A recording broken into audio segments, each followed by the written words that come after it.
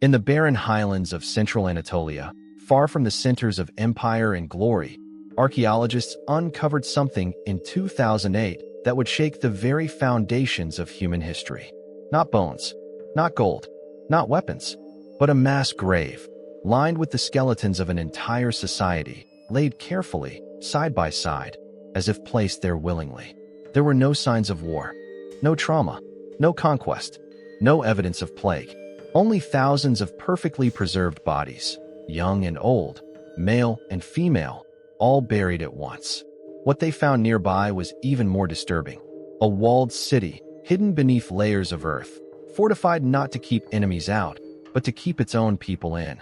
And sealed inside the walls, documents, rituals, and inscriptions that told the story of a civilization that made a conscious, collective decision to die, not in resistance, not in fear, but in what they described as a spiritual migration, a sacrifice to stop something from spreading. A curse, a knowledge, a god that no longer wanted worship, only silence. This wasn't a genocide. It was a self-extinction, and its reasons have haunted historians ever since. It started with a drought. In 2008, agricultural workers in the Konya plain of central Anatolia, modern-day Turkey, were digging irrigation channels when they struck something solid. At first, they believed it was a natural rock formation. But when the soil was cleared, they saw it wasn't stone. It was bone. And not just one. A row. Human skeletons, dozens, then hundreds, each laid side by side in a precise, almost ceremonial pattern. Not in a heap, not scattered. Each body positioned deliberately, arms crossed, faces turned toward the same direction, west. What began as an infrastructure project quickly escalated into the largest uncontrolled archaeological exposure in Turkish history. When experts from Istanbul University arrived, they were stunned. Radiocarbon dating placed the grave at approximately 9,000 years old, far predating the Hittites, and older even than Catalhoyuk, once thought to be among the earliest known cities on Earth. But this was no primitive village.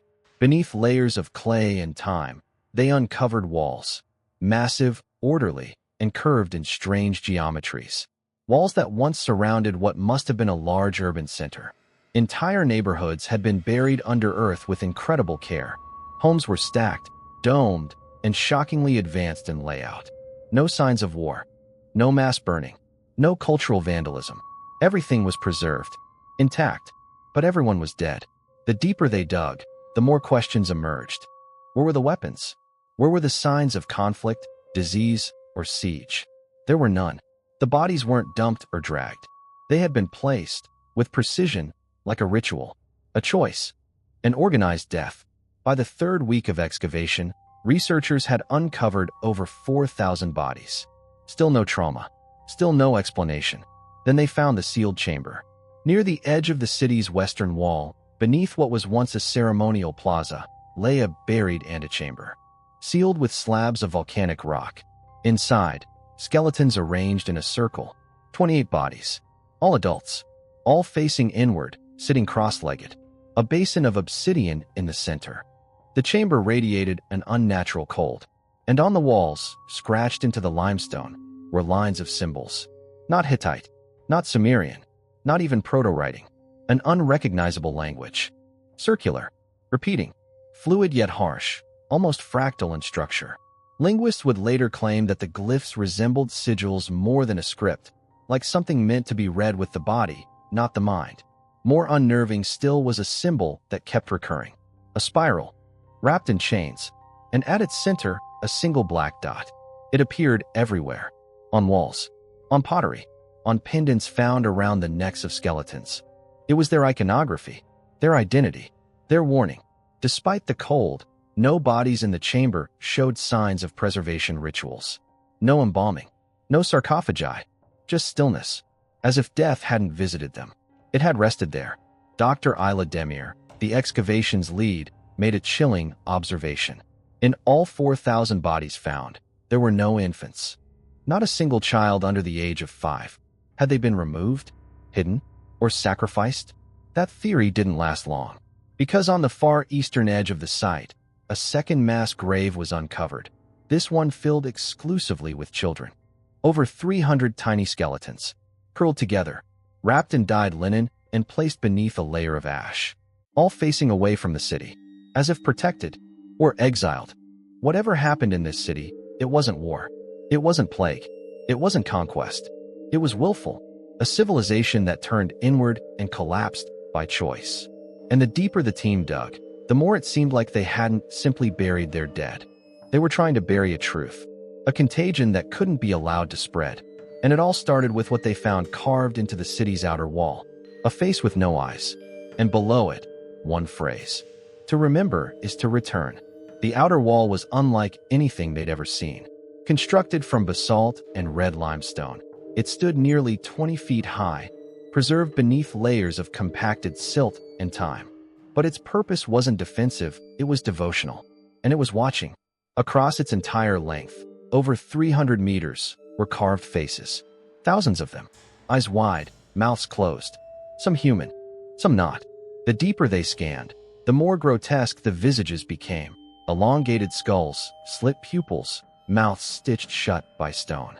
As if screaming had once been common, and silence was now sacred. The faces were arrayed in concentric rings around a single towering relief, an eyeless figure with arms outstretched and palms split. Beneath it, a black obelisk, still standing, untouched by time. Smooth, polished, and humming faintly with magnetism. It wasn't native to the region. Geologists confirmed the stone had originated hundreds of kilometers away, near the lava fields of Mount Nemrut. There was no explanation for how such a monument could have been transported and erected with Neolithic tools. But the real horror was inscribed along its base. A sequence of symbols, written in the same untranslatable script as the chamber walls. But this time, arranged in a vertical column that radiated outward like sunbeams. Each line terminated in a pictogram, a person kneeling, then headless, then reduced to a spiral, as if showing a sequence, a ritual. It wasn't just text, it was instruction. When digital enhancement was applied, hidden patterns emerged, cyclical repetitions that mirrored celestial alignments. Constellations from 9,000 years ago. The city had been built in harmony with the stars, but not for agriculture or worship. It was built to contain timing, a countdown. And that countdown had ended. Dr. Demir became obsessed. She noticed that the faces carved into the wall weren't randomly placed. They matched the dimensions of the skulls found in the mass grave. Individualized. Specific. Each one named.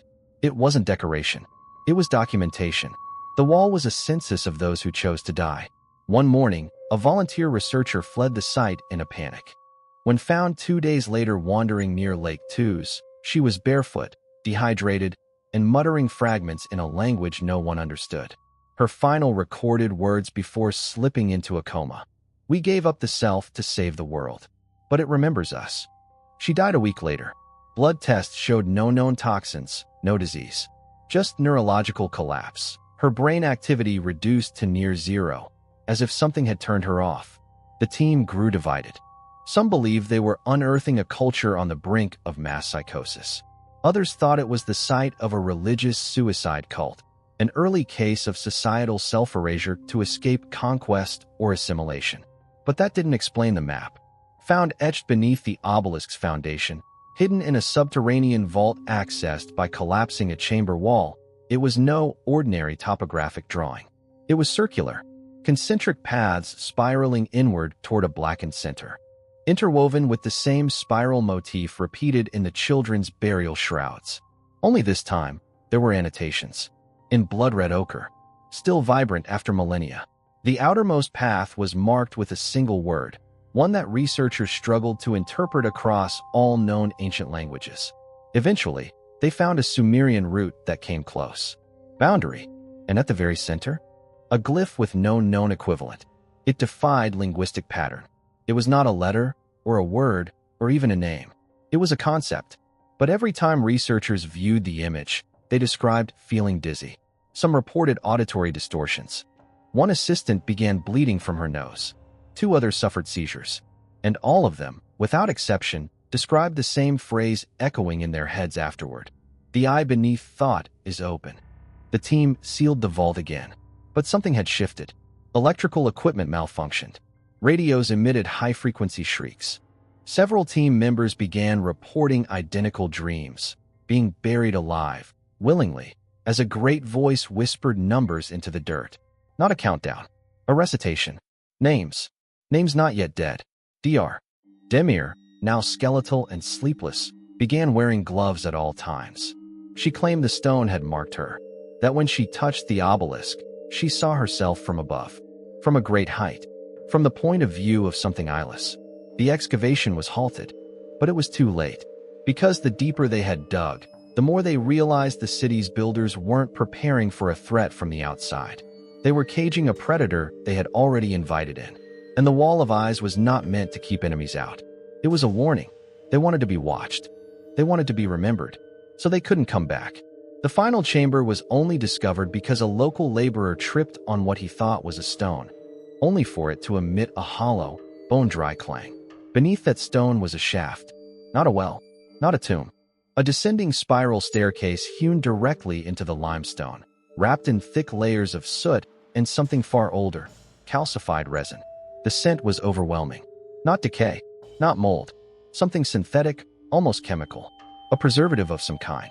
No light penetrated the shaft, but when they sent a drone down, the signal died just 6 meters in, so they went in themselves. What they found, when they reached the bottom, wasn't a burial vault. It was a corridor of footprints, perfectly preserved, fossilized in resin and ash, were the barefoot tracks of hundreds, maybe thousands, of people. Adults, children, all walking in the same direction, toward a narrow breach in the earth at the far end. Not one turned back, not one reversed course. They walked into the stone and simply stopped, but they had taken things with them. Scattered around the path were remnants, carved amulets, teeth, smooth black stones covered in spiral glyphs. One child's doll, with no face. The final steps in the tunnel were not human. They were larger, wider, with a third indentation, like a thumbprint pressed by something that did not walk, but slid. Beyond the final threshold was a chamber the team called the unmaking room. It was soundproof, not metaphorically, literally. Microphones couldn't register audio within it. Voices, footsteps, even heartbeat monitors went silent. The walls absorbed all frequency, not through technology, through structure. They were lined with what looked like thousands of tiny, cone-like tubes, spiraled inward like snail shells. Engineered silence. In the center of the room was a basin. Inside it, ash. Human, according to later testing. But the bones? They weren't burned. They were crushed from within, like pressure had exploded them without damaging the soft tissue, as if something inside each body had decided to self-destruct. And beside the basin was a single artifact, a mask, made of polished obsidian, reflective like a mirror. No eyes, no mouth, only a jagged spiral where the face should have been. Dr. Demir collapsed upon seeing it. She screamed that the spiral was moving, that it was pulling at her thoughts, that it was telling her to open the gate again. She was sedated and flown back to Ankara. But the rest of the team stayed, because by then, the Turkish government had stepped in. Officials from the Ministry of Culture arrived. So did several unnamed men, unbadged, fluent in multiple languages, and clearly not archaeologists. They ordered the site sealed. But within 48 hours, 3 of them were dead. One suffered a massive stroke. Another walked naked into the desert and wasn't found for days. The third wrote a message in his own blood on the floor of his hotel room. We walked willingly. So must you. The next day, the shaft collapsed. Not naturally, deliberately. Explosives had been used to destroy the lower chambers. All records confiscated. Artifacts seized. Dr. Demir's research was declared classified. But one thing had already leaked. A journal entry, handwritten by Dr. Demir, had been scanned and uploaded by a graduate assistant before the blackout. In it, she outlined what she believed to be the truth. Not a theory, a confession. According to her notes, the city they uncovered had not been conquered, had not perished in famine or war. They had vanished by choice. Why? Because they had discovered something beneath them, something ancient, not a god, not a demon, but a thought, a pure, devouring concept that had no form until they gave it one. She called it the spiral beneath, a shape, a sound, a frequency, older than humanity, older than language, buried beneath the Anatolian plateau like a seed waiting for the right minds to notice. And once noticed, it began to feed. On memory, on personality, on meaning itself.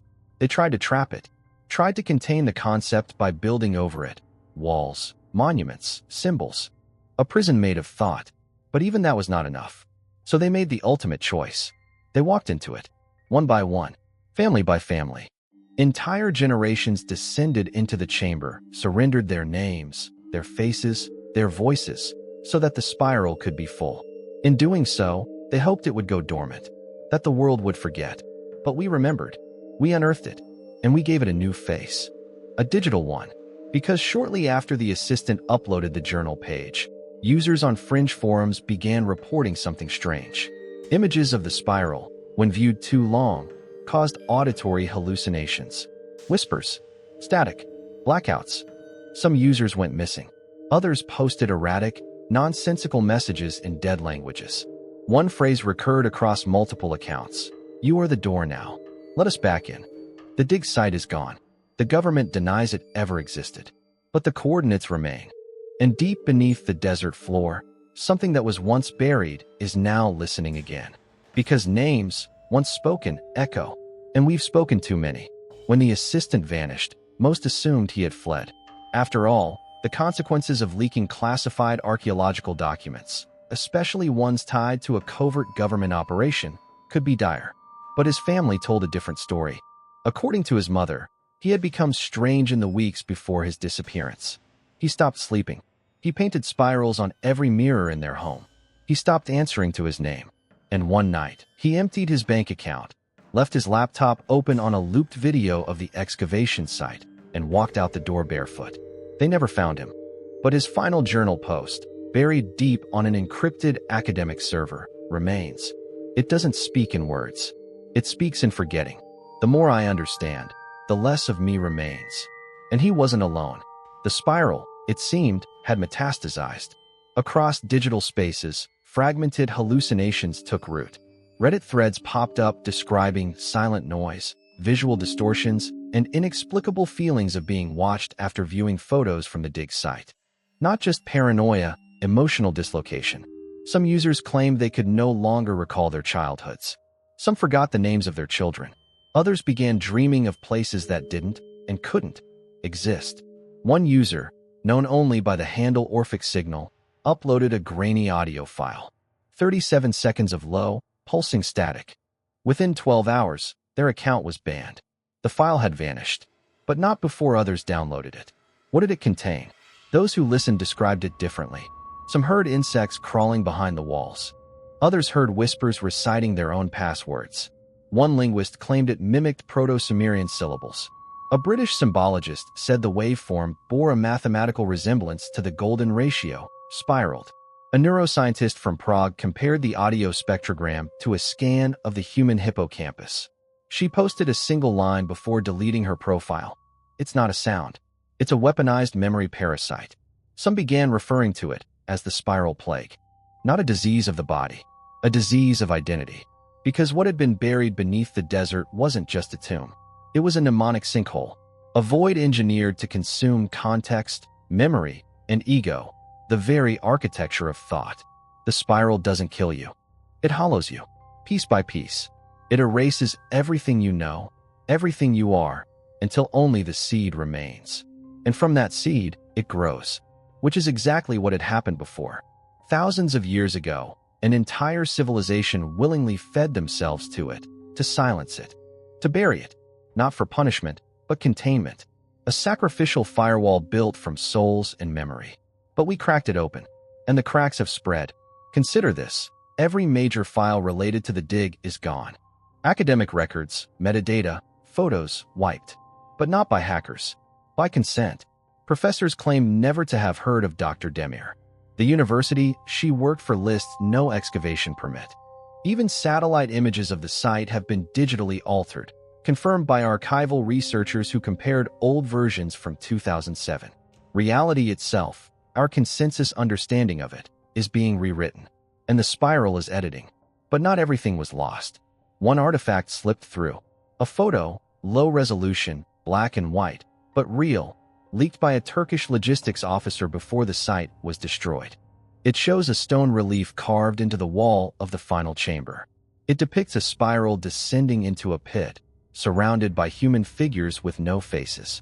But at the center of the spiral, where the lines converge, is a single glyph.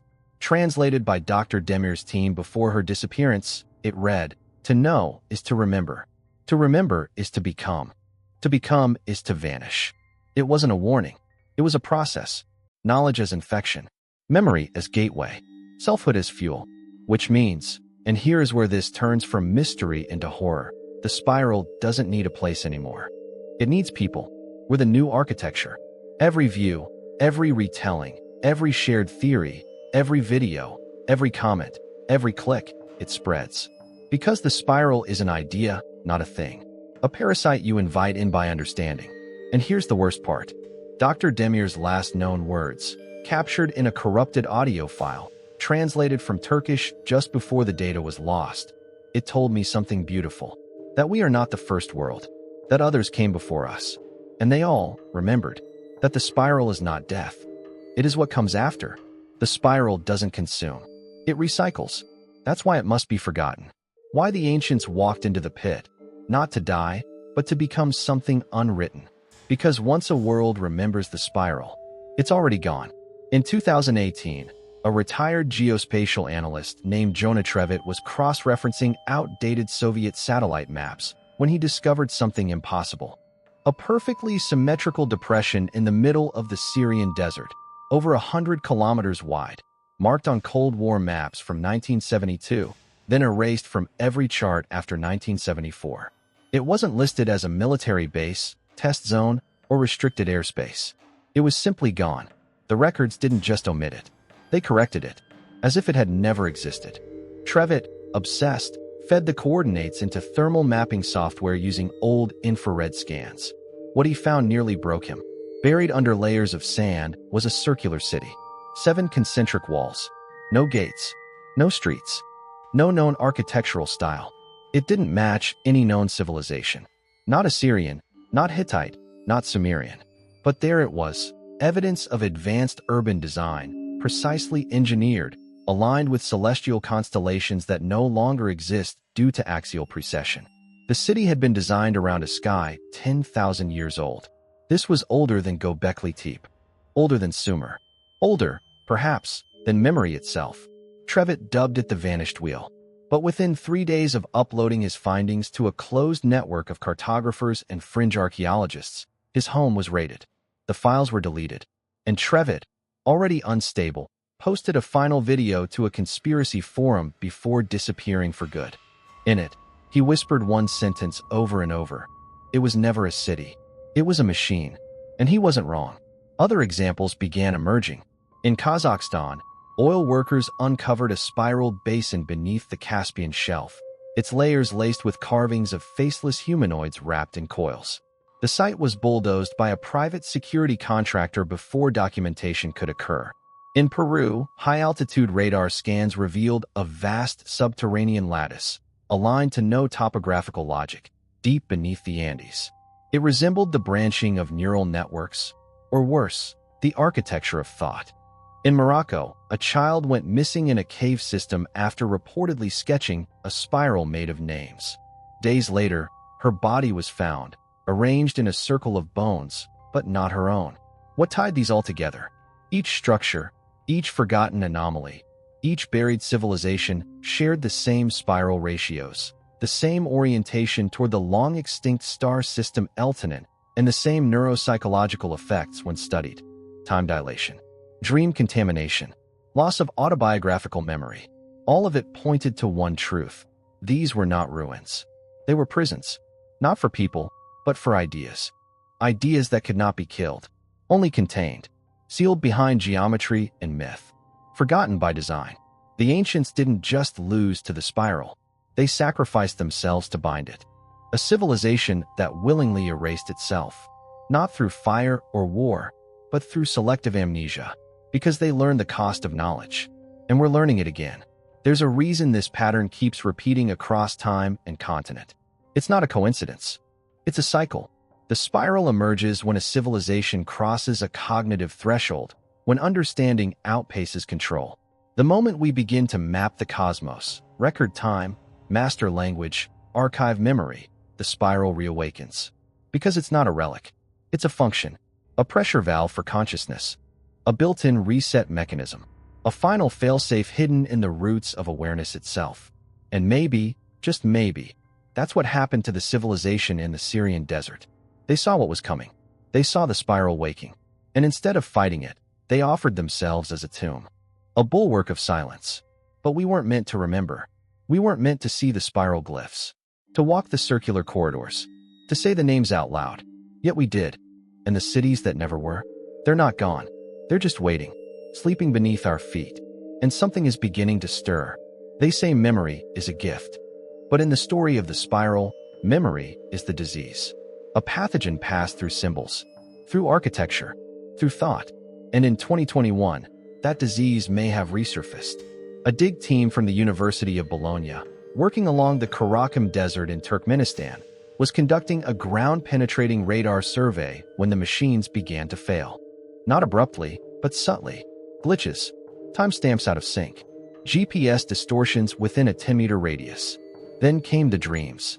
3 members of the team reported lucid, recurring nightmares, identical structures, vast spiral corridors of black stone, and voices whispering syllables they couldn't repeat while awake without suffering nosebleeds, migraines, or spontaneous nosebleeds. One graduate student went missing. Days later, she was found in the middle of the camp, dehydrated, mumbling in a dead language. When examined, her handwriting matched that of the spiral glyphs found in the Syrian tomb. The site was shut down, declared unstable. No records were kept. But the whispers didn't stop there. Digital archaeologists began cross-referencing abandoned sites. Obscure ones, the ones with no Google results. Coordinates that briefly appear on maps, then vanish within updates. A strange pattern emerged. All these locations formed points on a massive global spiral, thousands of miles in radius, with its eye centered not on any major city, but on the Mariana Trench, below the deepest part of the ocean, where no light reaches, where ancient sensors from Cold War submarine missions once picked up an inexplicable hum, repeating every 39 hours. They called it the Dragon Pulse.